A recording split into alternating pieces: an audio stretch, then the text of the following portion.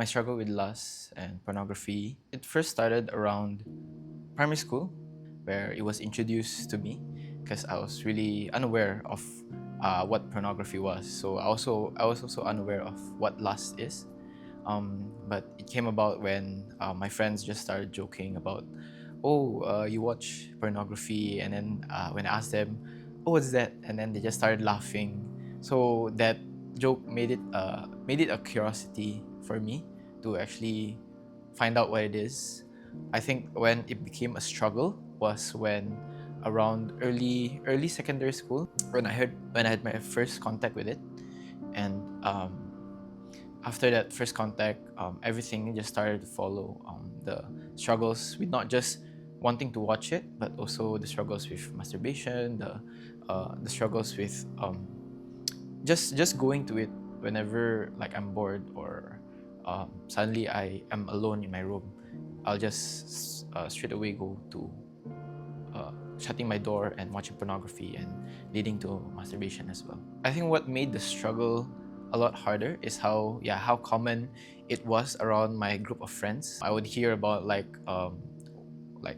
what website they watch it on. Just felt like it was just a part of my life, and that's when it started to build up as something that I carry with me throughout my life, throughout my early secondary school, going towards the late Sec 3, Sec 4 period. I didn't carry a lot of guilt or shame with it because I thought it was really just part of the puberty, just growing up, because you learn about your hormones rising during puberty. So it just felt natural. But then after I started really committing myself to the Lord, I started to learn more about what sin is, what lust is, what lust is to the Lord, that He really stand against it. And then that's when I started to understand, oh, this is not right. And that's when I started to carry that guilt and shame with me. But it didn't really stop me. It didn't carry a lot of weight with that regret that I felt um, after masturbating, after watching porn. So my relationship with God, it wasn't very strong at that point. Even though yes, I would gain that conviction. Yes, I want to surrender that to the Lord, and I really want to overcome that with God.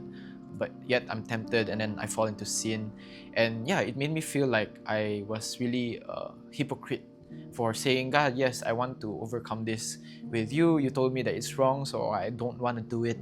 But even with that conviction, I still ended up being tempted, and in that temptation, I just fall into the temptation. So it really affected my faith as well. So I felt that He saw me as how I saw myself, which is a hypocrite. Just big with my words, but my action says otherwise. So I was leading in church back then. So I was a life group leader. So having that responsibility, that title, carried a lot of weight as well. That because of this hypocrisy that I feel against myself, that who am I to lead them? So it really affected how I am around people. Because of that shame, that guilt I carry, that I have that tendency to just hide away those things, try to be, the leader that I'm supposed to be. Oh, I must be right with God, must be perfect, or must be following God well, right? So not just even in my life group, but even friends, family, where because of that guilt and shame, I would tend to hide those things, try to cover it up so that people don't see that I'm struggling with lust and pornography. Because like at that time I felt very disgusted with how I saw myself, and to share it with others, it it was really hard.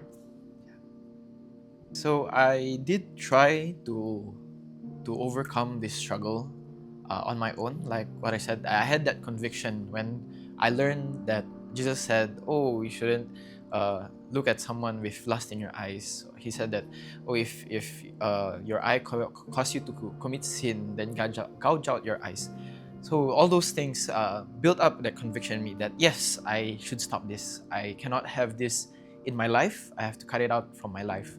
So from then, I started building that conviction, and with that conviction, I did try different methods. I used some app to be like sober. I would mark out my days. I stopped watching porn. I stopped masturbating for this much, this long, this period, this how many weeks, this how many months.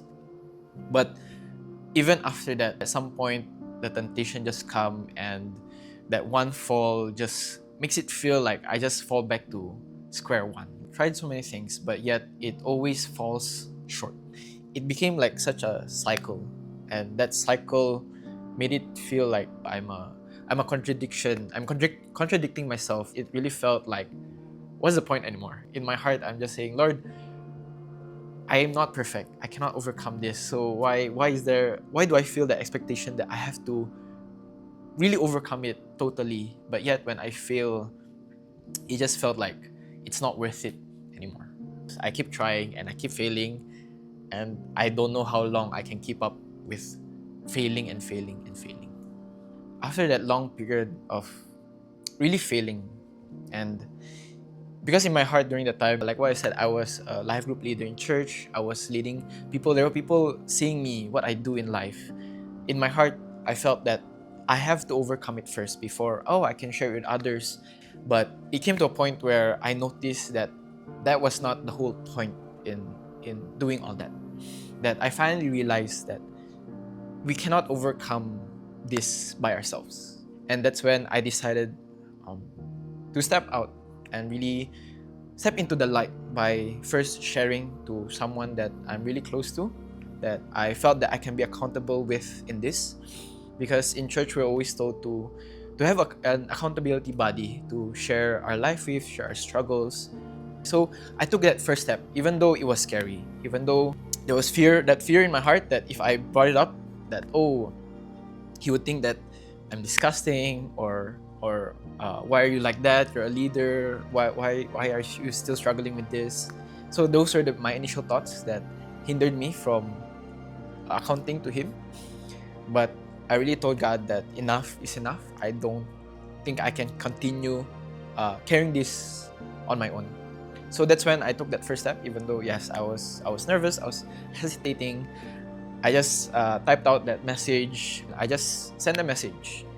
So that there was that waiting period where there was nervousness in what he will say. But when he replied that he's here for me, he's willing to hear me out, that I can just share with him, that opened such a new door for me. And that's when I really believe that I stepped into the light. I no longer have to fight my own feelings to try and convince myself that yes, this is not something that I should do, where I can finally have someone to share this with that will encourage me, that will tell me that I should not isolate myself, that I should stay away from anything that will try to trigger any sense of lust, any sense of desire to watch pornography.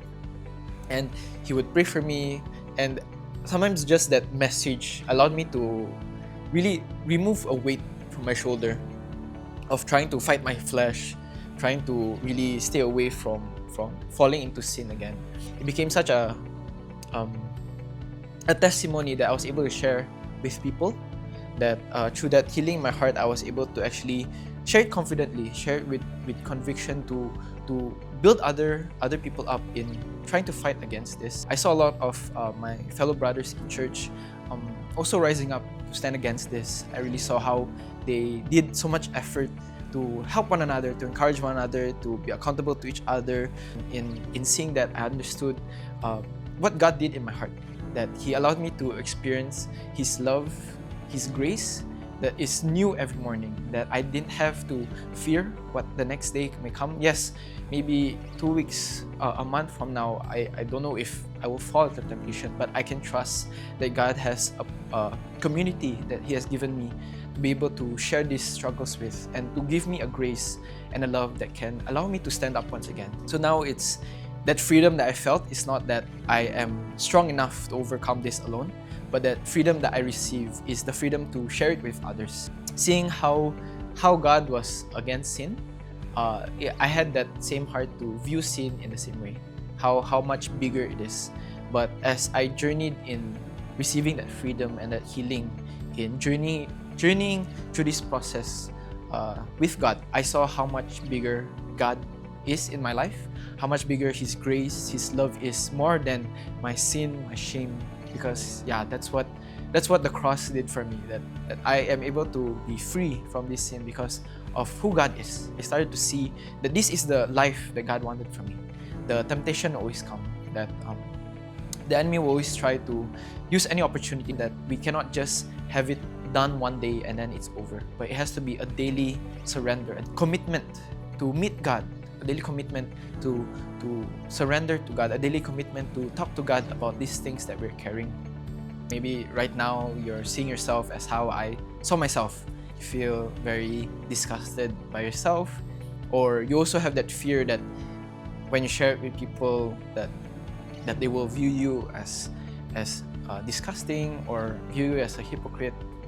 But I want to encourage you that there are people that God brought into your life to help you carry this, and there's a community that God is blessing with to be able to share this so that you don't have to carry it on your own. Maybe it's a church leader, maybe it's a mentor, or maybe someone that you trust, that you know is going to lead you back to God. I've already seen it happen. I've seen my fellow brothers in Christ where they would just make a group chat where in times of the temptation, if they're struggling to actually say it in words, they would use emoji as a sign to show that they are struggling. And in just seeing the emoji, they would start to encourage one another. They would just start to message one another, get out of your room, don't be alone, stop watching your social media, just pray, read the Bible, continue to dive deeper into the presence of God. There is a life beyond what you're seeing. There is a life of righteousness with God, so that you can continue to walk forward with Him, to continue to walk that new life, free from all this temptation, free from that view of yourself, so that you can continue to do the good works and even glorify God through your life.